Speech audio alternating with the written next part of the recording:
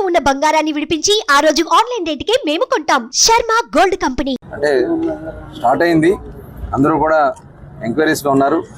ఎలా చేసుకోవాలి, ఎక్కడ చేసుకోవాలి అనేది అందరూ కూడా ఉన్నారు. ఇప్పటికి దాదాపు 20,000 దగ్గర అప్లికేషన్స్ కూడా తీసుకున్నారు. అట్లాగే ఇంకా వేలల్లోనే, ఇప్పుడు లక్షల్లోనే ఇది వెళ్ళేదానికి అవకాశం ఉంది. ఇతర రాష్ట్రాల నుంచి కూడా పెద్ద ఎత్తున వస్తున్నారు.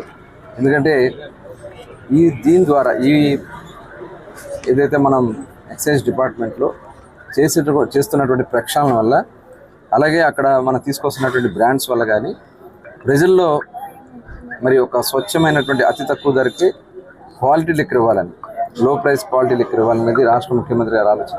దాన్ని తగిన విధంగా చేస్తున్నాం.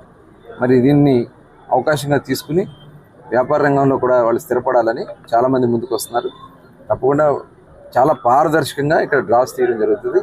ఎట్టి పరిస్థితుల్లో సిండికేట్స్ని మేము ఉపేక్షించాం. ఎవరైనా అలాంటివి చేసినా అది ఎవరైనా సరే వాళ్ళ మీద చర్యలు తీసుకోవడం జరుగుతుంది. డిపార్ట్మెంట్ కూడా క్లియర్ ఇన్స్ట్రక్షన్స్ ఇచ్చాం. వాళ్ళకి టార్గెట్స్ కూడా, అప్లికేషన్స్ ఏ రకంగా అయితే ఎవరు అడిగినా కూడా ఇవ్వాలని చెప్పడం జరుగుతుంది. ఆన్లైన్లో కూడా అప్లై చేసుకోవచ్చు. డ్రాస్ కూడా చాలా పారదర్శకంగా జిల్లా యంత్రాంగం ఆధ్వర్యంలో తీయడం జరుగుతుంది. మనకి బ్యాన్ పీరియడ్ డబ్బులు కూడా ఫస్ట్ టైం ప్రవేశపెట్టింది తెలుగుదేశం ప్రభుత్వంలోనే. ఆ రోజు 4,000 ఇచ్చాం, తర్వాత 10,000 చేస్తా ఉన్నాం. ఈలోపు గవర్నమెంట్ మారింది, వాళ్ళు నెంబర్ తగ్గించేశారు. వాస్తవానికి ఉన్నది ఎంతమంది, వీళ్ళు వాంటెడ్గా మిగతా స్కీమ్స్తో కలిపేసి అవన్నీ కట్ చేసేసారు.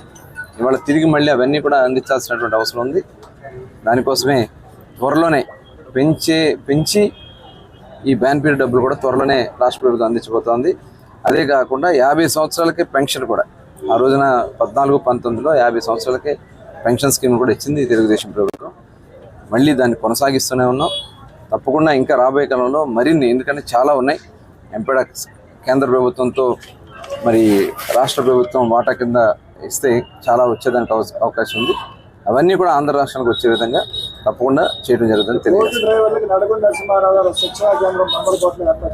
త్వరలోనే దానికి కూడా ఆలోచన చేస్తున్నాం. అదే కాకుండా స్కిల్ డెవలప్మెంట్ కూడా వాళ్ళకి అందించాలి. ఆ స్కిల్స్ కూడా స్కిల్ డెవలప్మెంట్ ద్వారా అందించడం జరుగుతుంది.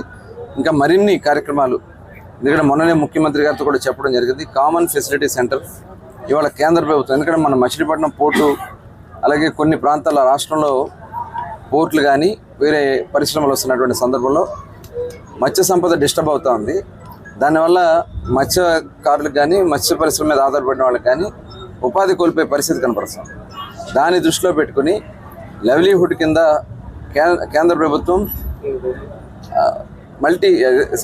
కామన్ ఫెసిలిటీ సెంటర్స్ని ఏర్పాటు చేయడానికి 150 నుంచి 200 కోట్ల పైన ఇవ్వడానికి కేంద్రంలో ఫండ్స్ ఉన్నాయి.